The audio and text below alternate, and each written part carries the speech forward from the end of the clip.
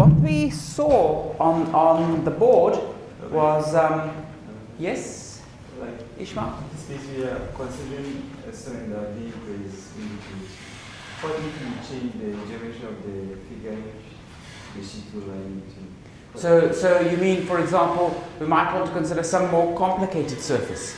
Yeah. Okay, we can consider some more complicated surface. For any such surface, the integral form of the Gauss Law will hold.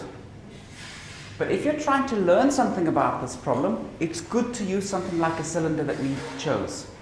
The reason for that is you can then start to think about what symmetries the problem has got, and simply based on those symmetries, you can start to say what the answers will be. So for example, in this problem, you know, we said that when we have the box, all points on the surface of the box are the same distance from the charge sheet. That's how come we knew the magnitude of the electric field here was exactly the same. If you picked some other surface, we wouldn't know in general what the magnitude of the electric field is at different distances from the board. So in that situation, it would be very difficult to actually prove what does the electric field look like. So what was key in this problem? There were two things that were key. The first thing is that the charge sheet has some symmetries, and we could exploit those symmetries. So that was the first idea. But the second idea was really, we picked our cylinder so that our cylinder was nice and symmetrical. You know, the distance from end 1 to the sheet was the same as the distance from the sheet to end 2. That's how come we knew that the E that appears when we do the integral over end 1 is the same as the E that appears when we do the integral over end 2. So, you know, symmetry was coming into this argument a lot. If you have some crumpled sheet that doesn't have symmetries, or you have a rod that's not straight, but it curves around in some crazy way, you're not going to learn much by applying Gauss's law the way that we've done it here. So this problem works really when you have a lot of symmetries that you can exploit. In general, it won't. You know, if you solve a real-world problem, there probably will not be any symmetries. And in that situation, you can never solve it the way that we've done it in class. You always have to use a numerical method or something like that, and that's the generic case that you'll meet. Okay? Do you guys think that the infinite charge sheet is a purely theoretical result, or do you think it has some application, some practical application? It has practical applications, for instance, in capacitors. Good. How come? Now, I've seen capacitors, I've even held them in my hand. They were not infinite. So why can I use this result? The? Sorry, the what? The ionosphere. What about the ionosphere?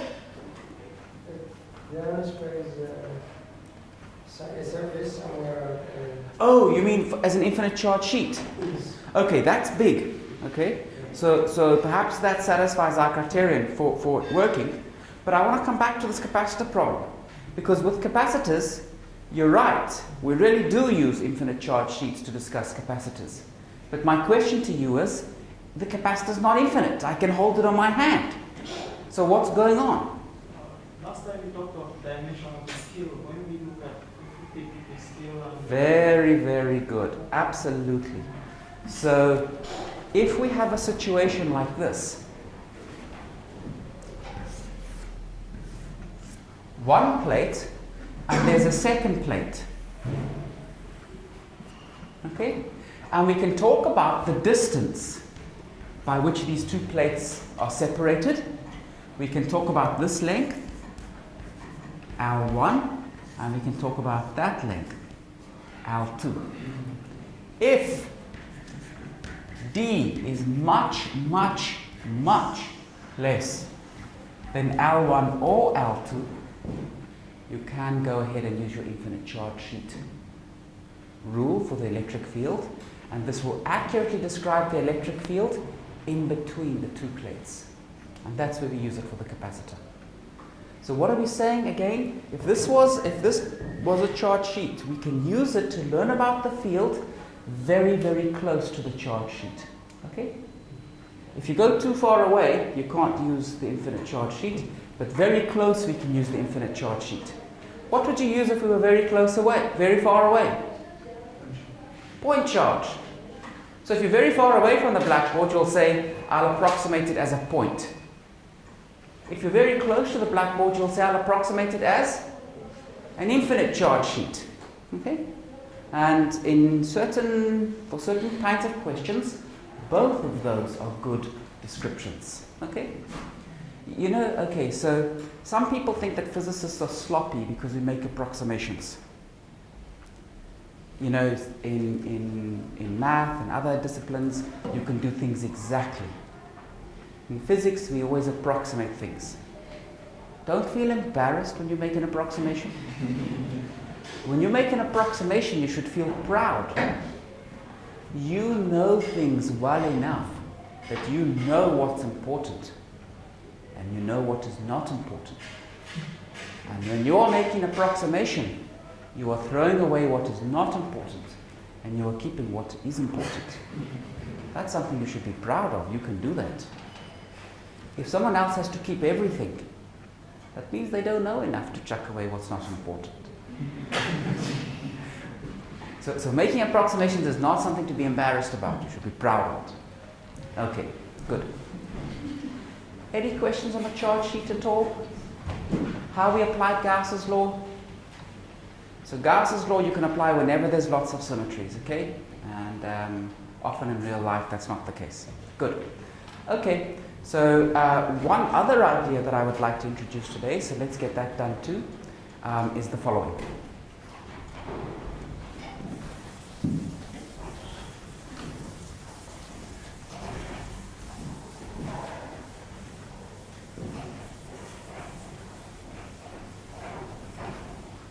So we have understood that there are two equations that describe electrostatics. One of them says the curl of E is equal to 0, and the second one says the divergence of the electric field is the charge density divided by epsilon naught.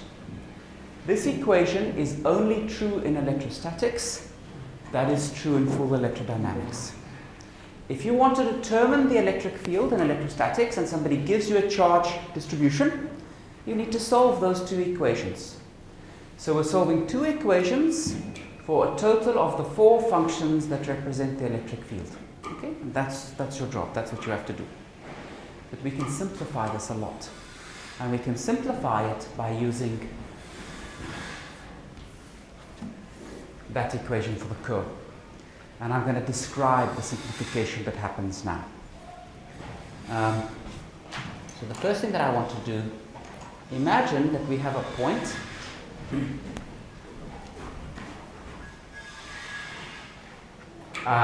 let's say R1, and we have a second point, let's say R2.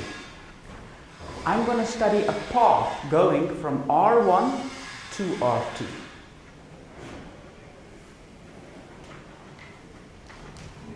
Let's call that path P1. And what I would like to calculate is the integral of E dot dr along path 1. So let's imagine I calculate that quantity. Now I'm going to come along and I'm going to calculate exactly the same quantity along a second path, P2. So I can also calculate the integral of P2 of E dot dr. P1 and P2 have the same initial point and the same final point. Otherwise, they are completely arbitrary. And what I would like to calculate is, what is the difference between those two, using the one path or the other path? Now, if I integrate along P1 and I subtract the integral along P2, That is the same as integrating along P1 and then integrating along P2 in the opposite direction. So I can write this as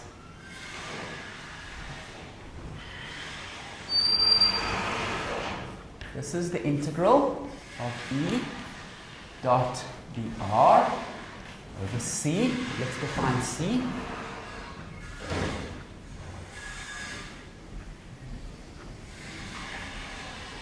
So C, we go along P1 and then we come back along P2. So C is a closed path. Okay? By Stokes' theorem, what does that equal to?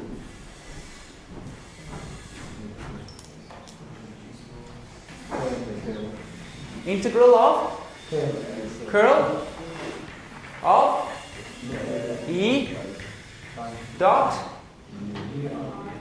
dA over some area A. What is A? It's that area there. That's what A is. C is the boundary of A.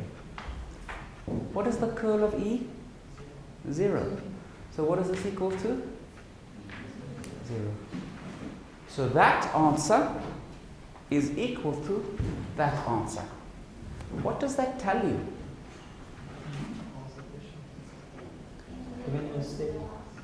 So in other words, what it tells you is this integral from x1 to x2, or from r1 to r2, of E dot dx along some path P, this dr, good, little test, dr, thanks Alzara. What does this depend on? The endpoints only. It only depends on x1 and x2. It doesn't depend on the details of the path. So it only depends on the endpoints. And that's a pretty important observation.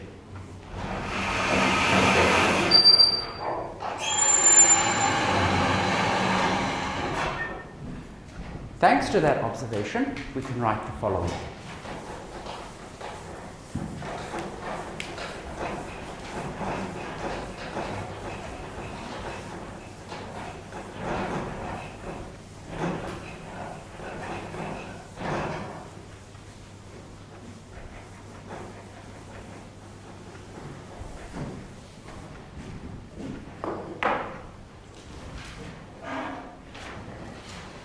The integral of E dot dr from some point to another point. This side, whatever it is, depends only on the endpoints. And we write that by saying this is V of x1 minus V of x2. So this equation defines for us what we call the electric potential. Yes. Defines V, which is the electric potential.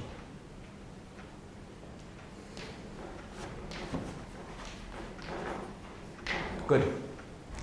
Now, if I integrate something, if I integrate f dx from a to b, okay, usually I say f of b minus f of a.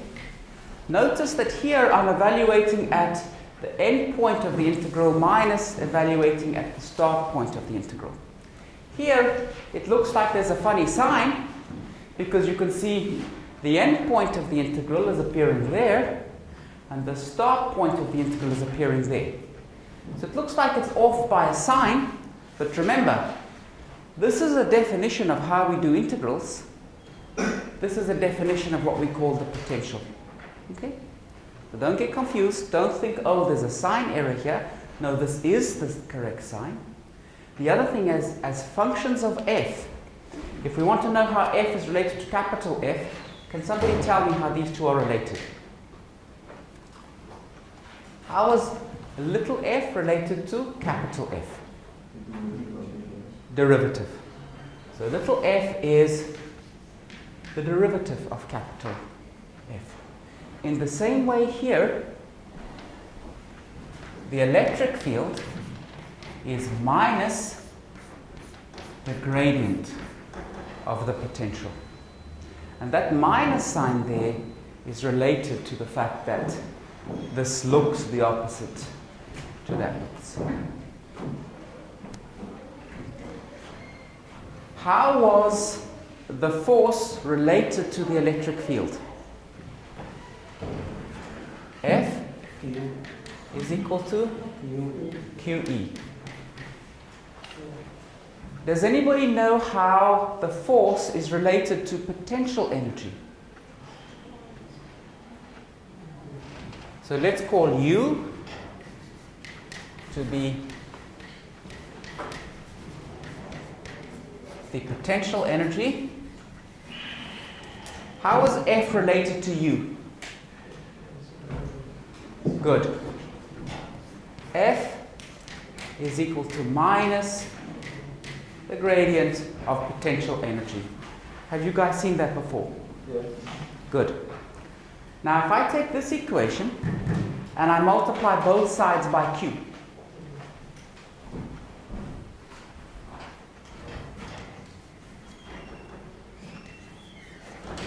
what is Q times by E? Force. So this is that. So comparing this to this, we learn potential energy. So this will be the electrical potential energy is the charge times by the potential. So if you like, the electric field is the force per unit charge. The electric potential is the potential energy per unit charge. Okay, that's how they're related. Good. Sure. So in the same way that the electric, so we can think that the electric field is the force per unit charge. So if you think about this equation, F is equal to QE, what we're saying is E is equal to F divided by Q. So if we had unit charge, that would disappear. So the electric field is the force per unit charge. In exactly the same way, the electric potential is the potential energy per unit charge. Good.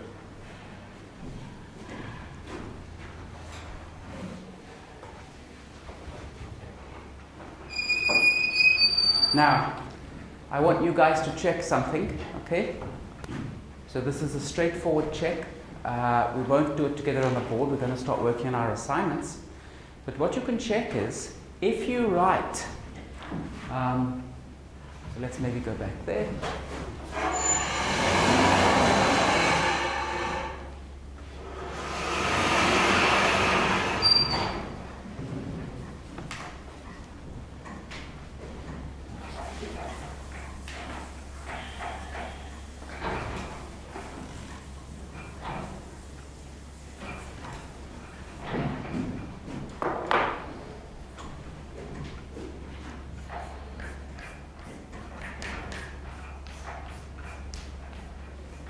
If you write the electric field as minus the gradient of the potential, you can check very easily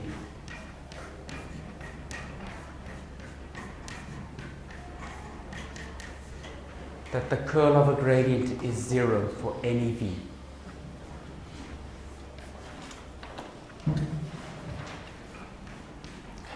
So you don't have to worry about this equation. This equation is solved.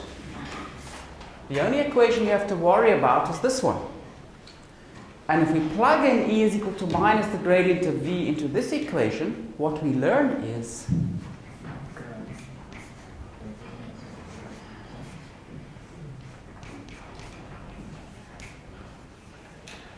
So this is the only equation that we have to solve now. Can someone tell me what this equation is called? Poisson's equation. Good.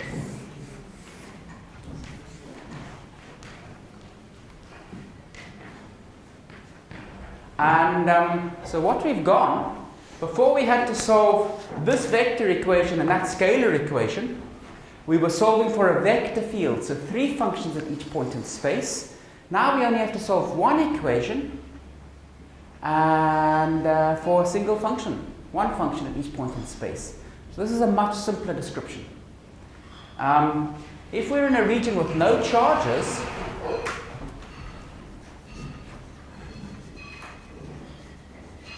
then we need to solve this equation.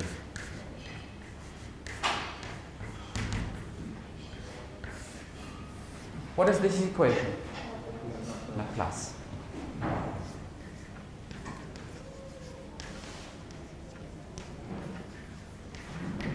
Laplace's equation is one of the most beautiful equations in mathematical physics.